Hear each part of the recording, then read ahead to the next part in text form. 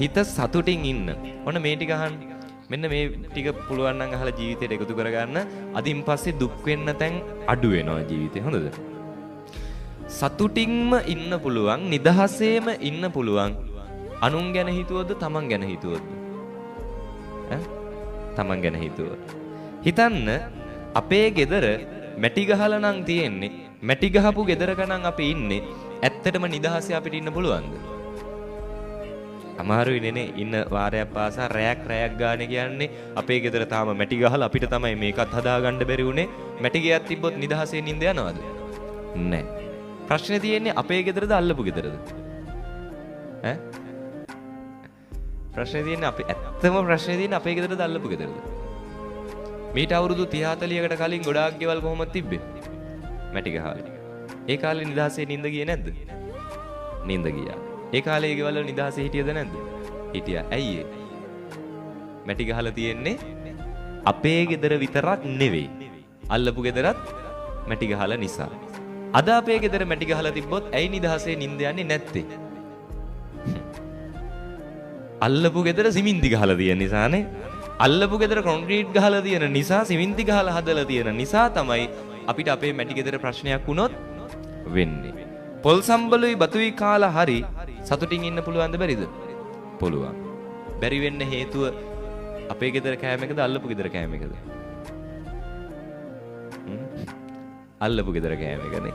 හරි. මතක තියාගන්න අපි යන වාහනේ තමන්ගේ ගෙදර වාහනේ පුඩ් බයිසිකලයක් වුණත් නේ මෝටර් සයිකලයක් වුණත් හරි සතුටින් නිදහසේ ගෙදර අය එක්ක යන්න පුළුවන්. යන්න බැරි වුණොත් බැරි වෙන්නේ.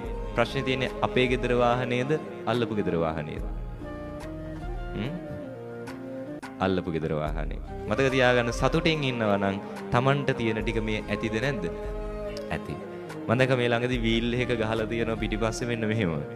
මේ මට මම වෙන්න මේ හොඳටම ඇති. මට ඌ වෙන්න තව ටිකක් මදි. හරිද?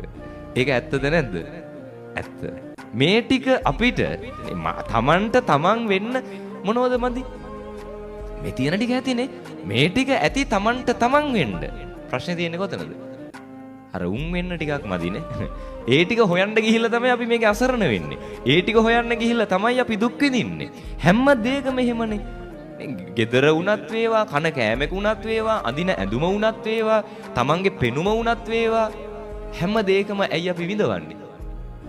Taman නිසා නෙවෙයි, අනුන් නිසා. අද ඉඳන් සතුටින් ඉන්න පුළුවන් මේක තේරුම් ගත්තොත් නේ. මං කියන්නේ මේක තේරුම් අරගෙන හෙට ඉඳන් මැටි ගෙදර හොඳයි කියලා ජීවිත කාලේ මැටි ගෙදර ඉන්න නෙවෙයි හොඳද? හරිද? මේවා මේ තේරුම් අරගන්නවා කියන්නේ හොඳ එහෙනම් හෙට ඉඳන් මැටි ගෙදරකට ගිහිල්ලා පොල් සම්බුලුයි බතුයි කාලා ඉන්නවා. ඒක නෙවෙයි තේරුම් ගන්නවා කියන්නේ. හරිද? Tamanට පුළුවන් විදියට Tamanගේ උපරිමෙන් ටික ටික දියුණු වෙන්න. හැබැයි විඳවන්න එපානේ. මැටි ගෙදර වුණත් විඳවන්න එපා. පුළුවන් විදියට හිමීට දියුණු වෙන්න. පැහැදිලිද? ඒ නිසා Taman කරගන්න ටික ගැන හිතලා Taman සතුට වෙන්න. එහෙම වුණොත් අපේ මිනිස්සු මං හිතන්නේ මෙච්චර දුක් විඳින එකක් නැහැ. මෙච්චර ඉක්මනට වයසට යන එකක් නැහැ. මෙච්චර ඉක්මනට ලෙඩ රෝග හැදෙන එකක් නැහැ. හරි සතුටින් නිදහසේ ඉඳී. අනුන්ගේ වැරදිම පස්සේ හම්බවගෙන යන එකකුත් නැහැ.